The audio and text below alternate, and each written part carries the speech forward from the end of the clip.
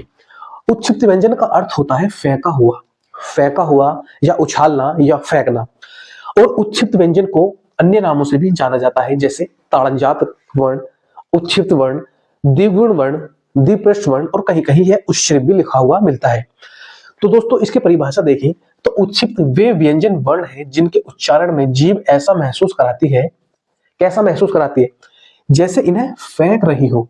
जब हम डेड है को उच्चारित करते हैं तो हमारे मुख से निकलने वाली ध्वनि हमें ऐसा लगती है कि जीभ कुछ बाहर फेंकने की कोशिश कर रही हो, इसलिए इसका अर्थ भी क्या हो जाता है, फेंका हुआ या उछालना या फेंकना। अब दोस्तों इनके एग्जाम्पल है डे और ढे। डे और ढे तो ये है, लेकिन एक डेड है इस प्रकार से भी हमें देखने को मिलता है। इसमें और इसमें क्या फर्क है, इनको हम उत्क्षिप्त क्यों नहीं कहते और इनको हम उत्क्षिप्त कहते हैं? तो दोस्तों इनमें केवल बिंदी का फर्क है, लेकिन इस बिंदी से काफी फर्क देखने को मिलता है। सबसे पहले हम बात करें तो उत्क्षिप्त व्यंजन कभी भी शब्द के शुरू में नहीं आते, शब्द के अंत में आ जाते हैं, शब्द के बीच में आ सकते हैं, लेकिन शब्द की शुरुआत में उत्क्षिप्त वर्ण कभी भी नहीं आते। कैसे? हमने लिखा सड़क, ठीक है, तो इस शब्द के बीच में आ गए। हमने लिखा पहाड़, तो शब्द के अंत में भी आ गए, ठीक है। और अगर हम लिखें, अब हमने शुरुआत करनी है, तो इससे क्या शब्द आप बनाओगे, कुछ इसका अर्थ ही नहीं निकलेगा।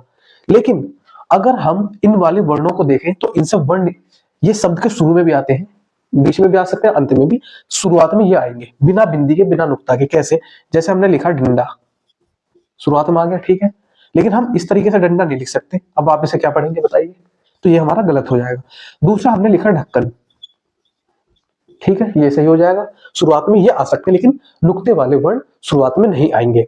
और दोस्तों इसकी साउंड की अगर हम बात करें तो इनके साउंड जो है कुछ इस प्रकार भी होते हैं। अगर अंग्रेजी वर्णों को हम इसमें देखें तो जैसे ये है, तो इसका साउंड होता है आर अंग्रेजी वर्णों के हिसाब से, और इसकी ध्वनि होती है आर एच और इसकी ध्वनि होती है आर।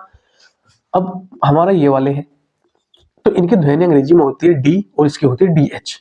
पहचान की मैं बता दूं तो मान लीजिए हमने लिखा पढ़, ठीक है, ये वाला ढ लिखा हमने पढ़, तो इसकी स्पेलिंग होगी पी ए आर, ये वाला आर आ गया, ठीक है। हमने लिखा गढ़, नुक्ते वाला गढ़ लिखा, तो इसकी आ जाएगी G A R H, R S से ये वाला, ठीक है, ये इसका साउंड होगा।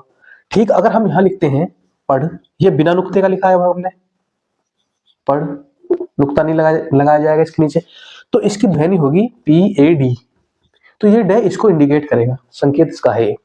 अब ये डी एच जो हमने लिखा था, हमने लिखा मान लीजिए गढ़, और नुक्ता हमने ये हटा दिया, तो इस डे का मतलब डी एच है, तो ये हो जाएगा हमारा